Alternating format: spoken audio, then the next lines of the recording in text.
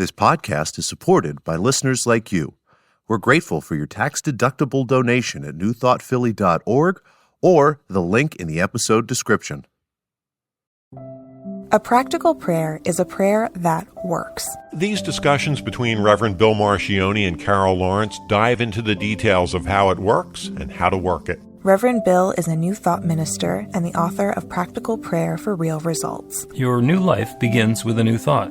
Carol Lawrence is on a spiritual quest, finding the New Thought teaching after decades on the pulpit in 3 different traditional denominations. I've got some questions. Together, they're exploring the philosophy and activities that come together from many of the world's religions to create the practical spirituality that is New Thought.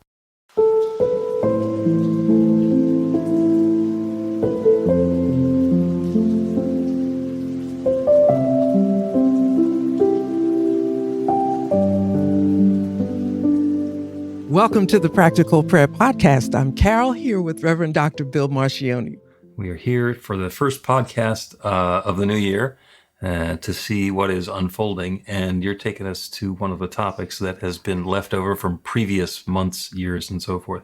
You want to talk some more about the ego. Yeah.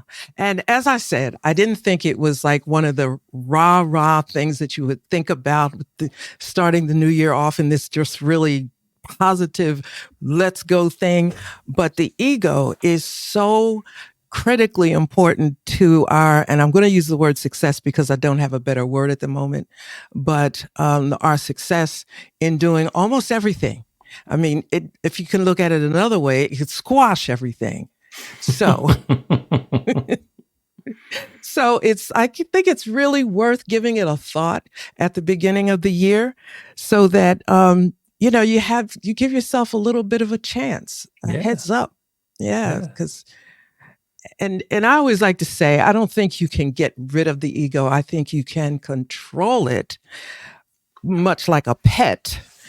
An untrained pet in your house is just disaster. But if you train it right and keep your eye on it, it could work in your favor. Yeah, I would suggest that maybe we can't control our ego so much as we can let our ego not control us. Is that not two sides of the same coin? I'll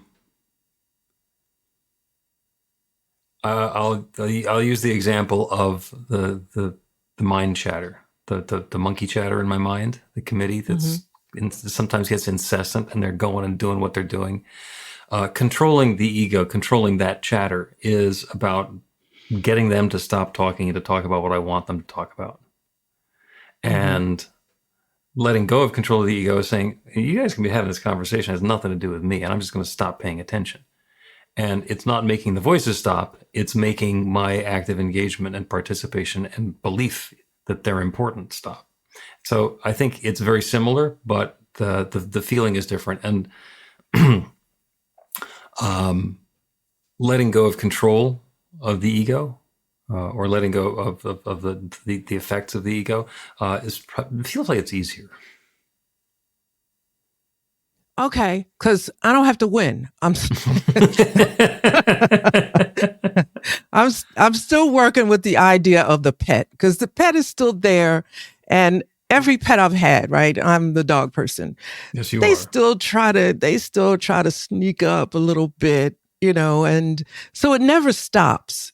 Now maybe again, it is the you that's in control. I was thinking about the mind chatter and what I've had to, little ways I've devised to work with that. And actually none of them are stopping the mind chatter. I don't know if I'm stopping it or not. It works. So I gotta think about what that might be. And to be more specific, because I don't want to be like mysterious, I'll have mind chatter will kick up at certain times, when I'm being most quiet or whatever.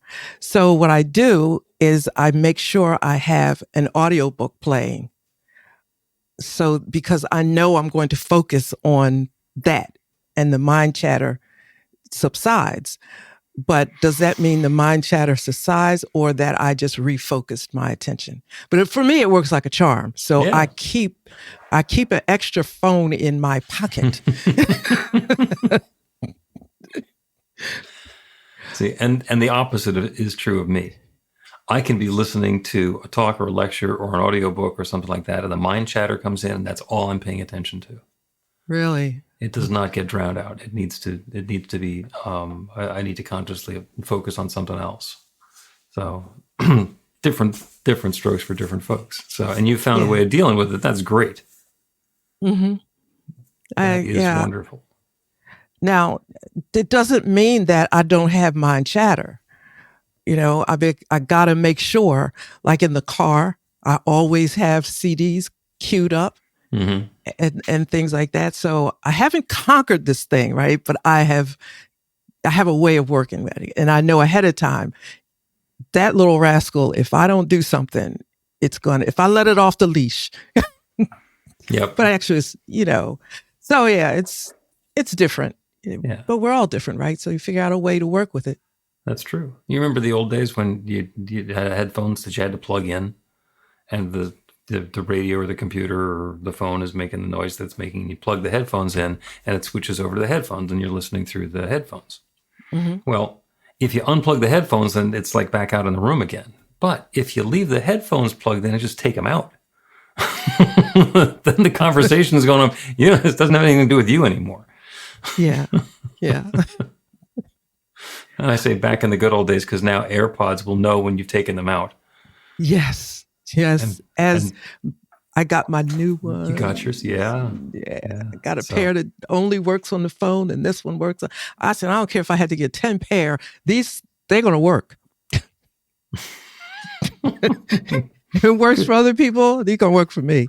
And it's working today, and yow. That's just fun. So the ego is important.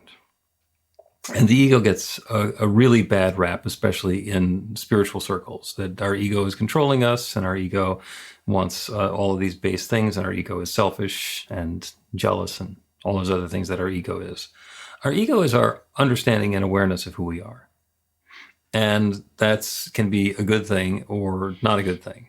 So my favorite joke is that if you have a whole bunch of Buddhists who are completely detached from their ego and you try and take attendance, it'll take forever. Because you say, Carol Lawrence, and you're not attached to responding. You can let that go by. You can just be present and observe what's going on. And the person who's trying to take attendance is like, this is not helpful. I need you to have enough attachment to your ego that you'll be willing to claim being Carol, so that I can check your name off and continue. So there's some real benefit in understanding who we are and what we're bringing to the table, and also what limitations we've been dealing with. There's so much the growth work that we do is about understanding the path that we've been on and what makes us not just think what we think, but believe what we believe. Because what happens next, what happens now is determined by our beliefs. So if there's something that we're believing that's come in as part of our experience, we need to be aware of that. Mm-hmm. And that awareness of self, that is an aspect of ego. Mm-hmm. So one of my favorite meditations is just go to the quiet and say, who am I? And listen to what comes back. And then ask again, who am I? And see how the answer changes. Yeah. I also think that I use it to examine my motives at times.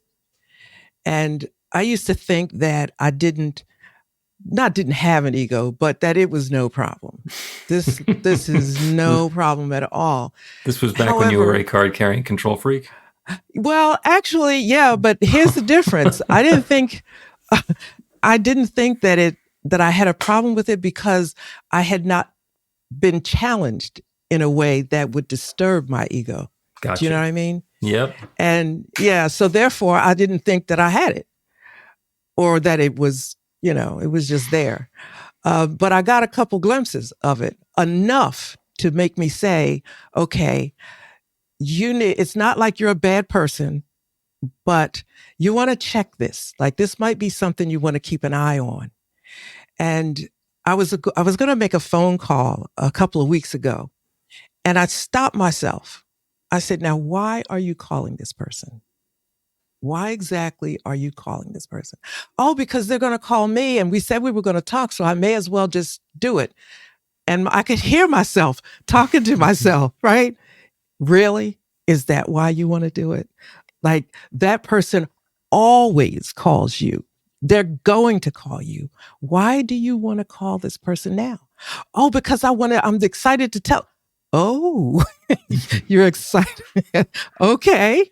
Well, you could tell this person, and this person. Why this person? Now, maybe I'm going overboard, maybe, but I'm really highly sensitive to it now because there's a certain way I don't want to be. Mm-hmm. So I got all these things like are going off, okay, now check it. Why are you doing it? Mm-hmm. Make sure you're doing it because, so maybe that's like over the top. I don't know, but that's how I'm going to be for a bit until I make sure that this little sucker is behaving. Been doing a lot of work. I was going to say this year, but it was actually last year and it continues on the surrendering and letting go and becoming untethered. And one of the great questions to ask yourself, that I've learned to ask myself, is what happens if I don't do this thing? Mm-hmm. Especially if it's this thing that obviously needs to be done, and obviously I'm the only person in the world who's qualified to do it. It's just say, all right, what happens if I don't do that? What happens if it remains undone? Mm-hmm. I mean, it's completely possible that the earth is going to spin right off of its axis and everything is going to go to hell. But probably not.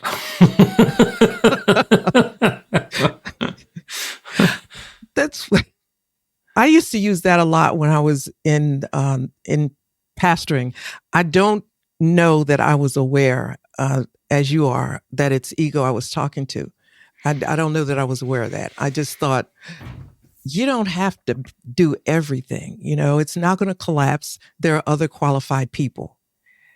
But I didn't take it any further than that. I wasn't really smart as to exactly who I was. It was just a hunch that I was going on that, you don't have to be all that smart. And besides that, somebody else might be able to do it better. Is that cool with you? Yeah. Let the best thing happen. But then after I got aware of the ego, now I'm in this struggle with it. I'm always keeping my eye on it. Right.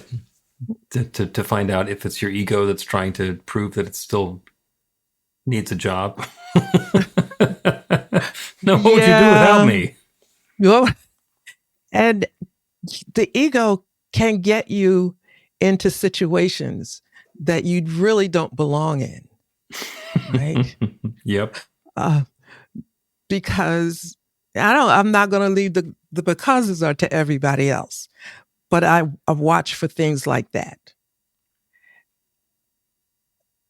Oh yeah, listening for the because, as somebody rationalizes or justifies why they want something or why they're doing something. That's an endlessly entertaining game. Because sometimes it's really obvious and it's exactly what you think it was going to be, and it seems completely appropriate. And sometimes the reason people have for doing things is so whacked. It's like, I support you in wanting that, but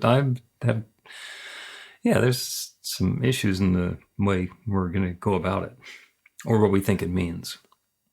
Well, let me do this. Let me be transparent about something, right? I hadn't thought about this, but it popped up. This might help some people if they're listening, right? I am a very, very hands-on mom. Now, my kids are completely grown. Like, so grown, it's ridiculous. A really intact person would say, why are you talking to your kids like that? But they will call every single day between the phone or Facebook. I hear from all three every single day. And Mommy, Mom, I can tell whether if they call me by my nickname. I could tell if they call me by my nickname, I know what they want. If they call me Mom, I know what they want. If they say Mommy, I know how, right? So I'm just really hands-on. And so there was a situation, and I am so accustomed to just slipping into the role that is necessary. And I was not welcome. And I was not understanding. So upset. Why? I've always, you're my baby, and and I'm just going through all this. And then it hit me. This is your ego here. Because like this one is your baby is 36. And wait a minute, it ggets better because somebody might be here. Listen. I'm listening to the whole thing and I'm just doing what and I had all the right motives. Nobody questioned my motives. So what the heck is the problem here?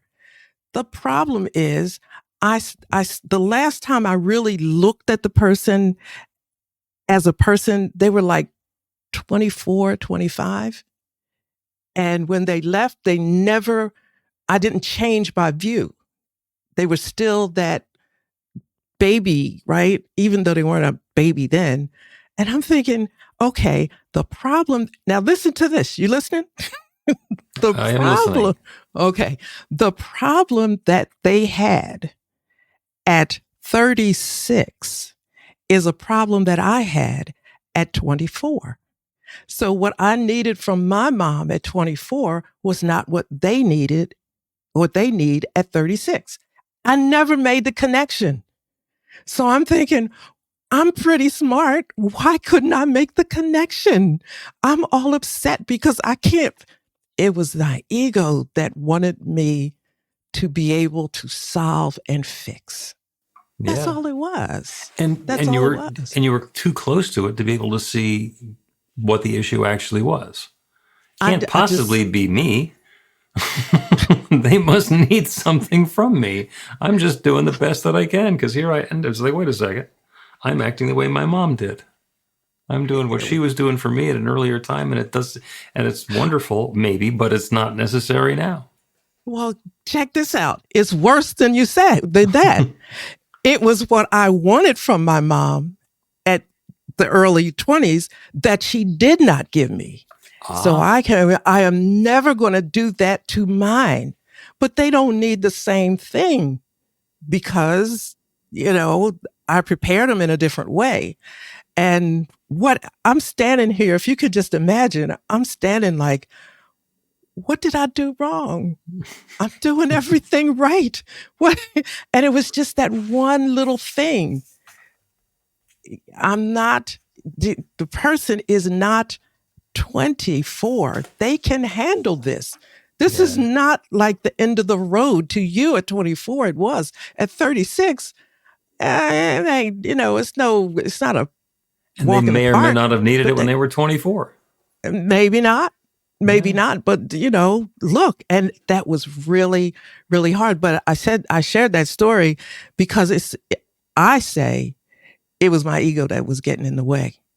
It was, I blamed it on, I'm trying to be the best mom. No, it was my ego was telling me that you need to do this. Yeah. I think there's another part of that, which is the energy of attachment. Let's take a break and then talk about that as I dismiss my dog. Learn to put practical prayer to work in your life.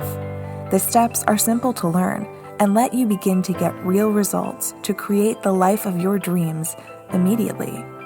Reverend Bill Marchione's widely acclaimed book, Practical Prayer for Real Results, gives you a clear summary of the New Thought principles behind practical prayer and the series of easy-to-understand steps found in the most effective prayers from religions and spiritual practices all over the world and throughout history. Practical prayer is not a replacement for your religion or practice. It's a technique to make the work you do in consciousness even more effective. The book includes 40 prayers on various topics that you can adapt as needed and use as your own. Practical Prayer for Real Results is available in paperback, Kindle, and audiobook on Amazon or at b-the-light.com. That's b-the-light.com.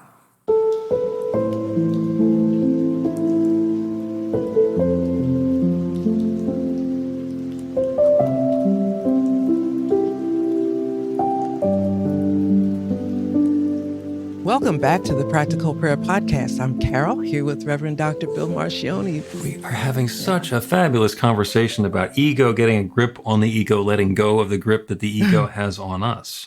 And before the break, we were talking about when you're doing something and it's your ego that's telling you should be doing it rather than it actually being something that needs to be done. And I mentioned the energy of attachment. And this is something that I learned very early on in parenting, that when mom says, I'm going to do this because my mom never did it for me, or I'm going to do this because my mom always did it for me. It's all about mom. Mom is still in charge, especially if you're saying, this is the way my mom treated me. I'm never going to treat my kid that way. I'm going to do the exact opposite. It's still the energy is all about mom. And what we get to do in our healthy ego is to say, what do I want to do? Mom gave me this data point, this guidepost, and I understand that that's not right for me. What is right for me? Instead of just doing what mom didn't do, or repeating what I think it was that mom did, where's my energy? What am I bringing to that? And that is a healthy self-awareness. And as you mentioned, ego gets a bad rap. So when we say ego, it's the self-awareness that's not helpful. But it's actually all of it. It's the self-awareness. Who am I? Who am I, and what am I bringing here? Well, in that regard, I probably need therapy because I'm laughing, but because I was answering the question as you were going through it, and I said, well, I would have done the same thing because I think, what do I want to do, or who am I here? Because of the way I see myself. And I think also if I was a grown-up mom, I guess, or a mom to grown-up kids, Okay. Well, I didn't even think about this until I got to the threshold of this situation. And it's not seeing your children as being grown and capable. That could be a level of immaturity as a parent. You're not seeing yourself as parent to adult children and all that business. So I understand the attachment. I do. I think I'm probably trying to take more of the responsibility on me as having to grow up and look at this in a different way, and not use it as an excuse, right? I'm mommy, and as an excuse. That's not. And maybe it would even be that I can't answer the phone when I really want to, and that's because they might be calling. You better answer, because otherwise you're not talking to them every day. Right. I'm not talking to them every day, but maybe I don't need to. So it's a whole big thing that I'm perfectly willing to take a look at, because it's better for them. It's better for me too. Cause I'm not sitting there with my feelings hurt. Like, I just was trying to help. It's like, okay, all right. Take a vacation, go somewhere, Carol. Yeah. And if you turn it from, I have to talk to my kids every day, or I've been talking to my kids every day, so I have to continue doing that, and you change it to, what do I want to do today? Do I want to be Carol who's talking to kids today, or do I want to let that go and let something else happen? And if the answer is what fills you up and feeds you and uplifts you is talking to your kids again, then by all means talk to your kids. And if not talking to your kids means you're incomplete as a human being and not effective or successful as a mommy all these years in, then yeah, that's something worth looking at. By the way, you are a good mommy. You can tell, because at 36, your kids are still talking to you. Oh, we're best friends and all of that. I could not ask for a better relationship, really. But the other side of it is, I do need to, we could be fun and best friends. And, when we're laughing, when we're all together, you just think it was a crowd of people because we're all just cracking up, just, reminding each other of stuff. And it's like a big, little party. But I do need to be able to say, okay, well, you're this age now. And you're this age. And, this is because Michael went away to school, and it was kind of, I wanted to check to make sure he was okay. Do you have this? And I said, I'm not doing that. So, I think it's a case by case maybe, but recognizing that it does need to happen.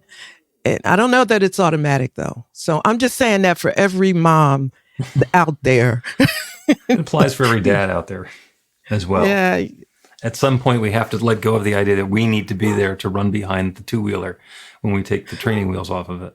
Because if not for us, there's dire consequences are possible. I'm going to say that that's not really a bad thing, really. I think it's a good thing to always be watching out, because in this world, you gotta have some. My mother used to say, and here's my mom thing, but she had some really good ideas. She said, always be kind to people because you don't know where they came from. Your voice might be the only kind voice they hear today. They may not have anybody that affirms them or makes them feel like a decent human being. At least be that person for the time that they come into your space. And I always have been that way. So, I don't think it's like all bad, right? No. And you've done enough spiritual work on yourself, and you have enough awareness that there's stuff that you don't need to have happen. You don't have a glom on ego attachment that if not for me, my kids are complete failures. No, Yeah. they're pretty sharp. Yeah, they're doing what they're doing, which is great. And and being able, and it's different, being able to be present for your kids as they go through whatever it is they're going to go through, even if it's something that they could do on their own, but they never done it before. And it's the fact that you got a 30 or 40 year head start on them or whatever it is. Right. means that you know something about it. I got a little perspective and, and a little bit of tread wear on my tires.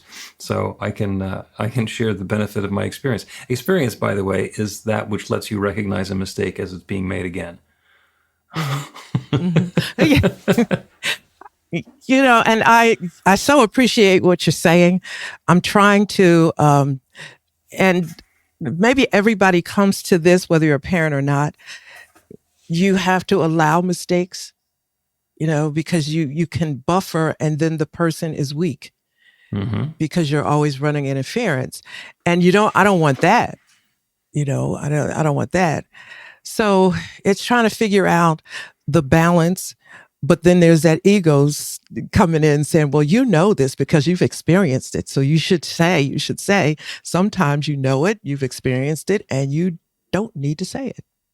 Yeah. It's just, And it's that interesting perspective. And it could be, you're trying baking and you're going to mix those ingredients together. Yeah. Go find out. Go see how that works. And then the other one is, let me jump in here. Don't touch those two wires together. There's an appropriateness for how we're going to be engaging. And there's some things that it's perfectly okay to let go of, and others it's like, the price is too high. The price is too high. My experience and expertise in seeing what happens when those wires touch, it's too valuable to let go of. Yeah. I'm going to stick with, I probably need to spend, a couple more hours on the growing up part, because if I just imagine that they thought something was happening and I didn't care about it, I would just pass out. Oh my God, they cannot possibly think that I don't care. I would move heaven and earth to help them. But, that's just like too much mom stuff. So I'm putting it in a different perspective and bringing the ego into, like, everything's coming under the light here. Cause you guys got to be strong, and there are, but anyway, that's kind of how I was looking at the ego thing. It's probably a lot more involved, but the ego, I think, does need to be examined, just to make sure that's a well-balanced. Yeah. We're not making an assumption that the way we've always done it is the best way to do it. Maybe there's something else. Let's take another break, and we will conclude with a prayer based on understanding who we truly are.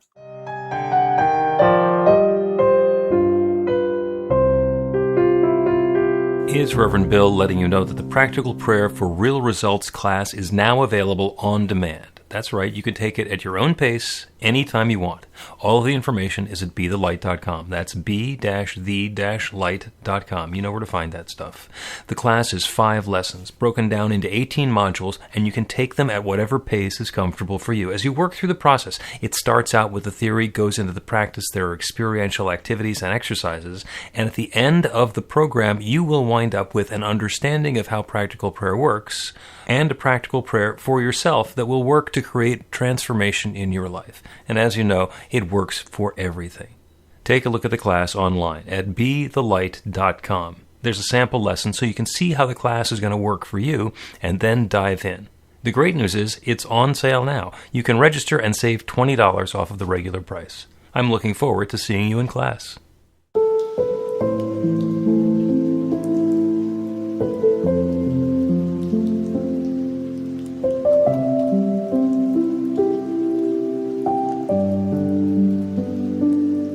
Welcome back to the Practical Prayer Podcast. I'm Carol, here with Reverend Dr. Bill Marcioni.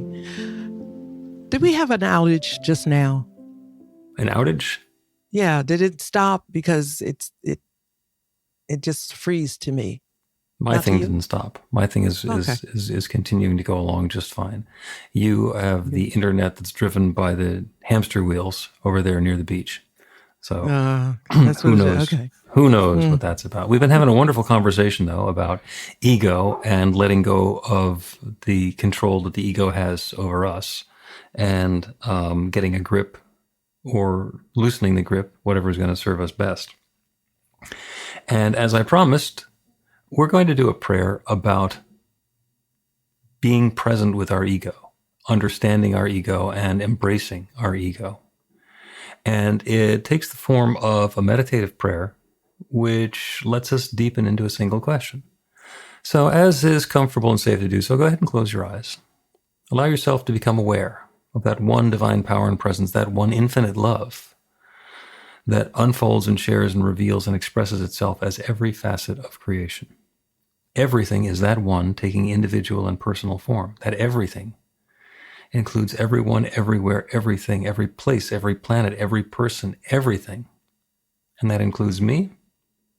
And that includes each one within the sound of my voice. We are each individualized expressions of that one infinite power and presence. So knowing this, I know that that divine essence abides within. That is the truth of what each of us is. We are that divine essence taking particular form. And wrapped up in all of that is our ego, our awareness of ourselves. There's the truth, what we are. Then there's our understanding of what we are. Then there's our expression of what we are. And then there are the ways that all of those interact. So knowing that that infinite intelligence, that divine presence abides within, I ask this question. And I invite each to ask this question in the first person, in the quiet of our own minds. Who am I? Who am I? And just open to whatever the response is. Allow the infinite to speak in that still small voice and inform us. Who am I? Who am I? Who am I? And it's possible that the answer is going to come back with lots of different variations and flavors. A man or woman, a parent or a child, a teacher or a student, whatever the roles are that we've been playing, a brother or a sister. And ask that question again. Who am I? And see, as we continue asking that question, what sort of insights or clarity comes up. Is there a tendency towards negative judgmental labels? Who am I? Is there an overinflated sense of grandeur? I am the greatest thing that's ever happened. Who am I? And let go of attachment to what the answer might be or how the answer might change. And be present to that infinite intelligence that abides within. Who am I? And we get to repeat this process anytime we want, anytime we find a quiet moment, or anytime we need a quiet moment. Who am I? And let everything else fall away. Listen to the mind chatter, see what it has to say, thank it, dismiss it, and then ask again, who am I? And see what insights come up.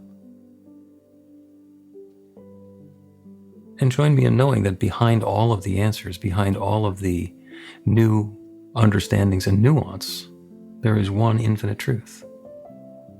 The answer to who am I is a divine and perfect expression of God's love, a bright light shining in a way that only I can and only I am. That is the truth of who and what we are. And that truth, that bright light of love, gets to continue shining through every moment, through every experience. As we open to the awareness of who am I, that infinite power is responding and filling us with that awareness. And I'm so grateful for it. I'm grateful for the shift and the transformation. I'm grateful for the change in perspective. I'm grateful for the insights that come about. And I'm grateful for everything that's no longer serving that gets left behind. So with gratitude for all of this good, unfolding now and continuing to do so, I speak this word and I release it into that same creative law that creates everything. And I know it now is creating this. And so I let it be. And so it is.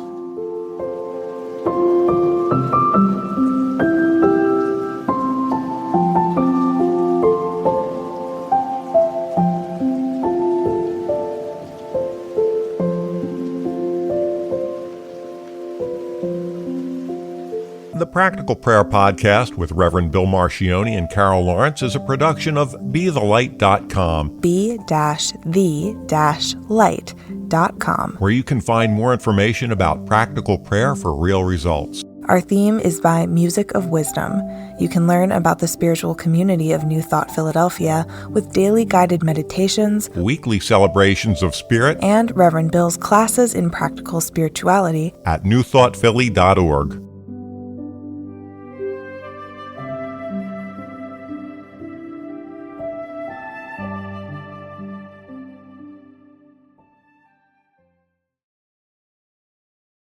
This podcast is supported by listeners like you.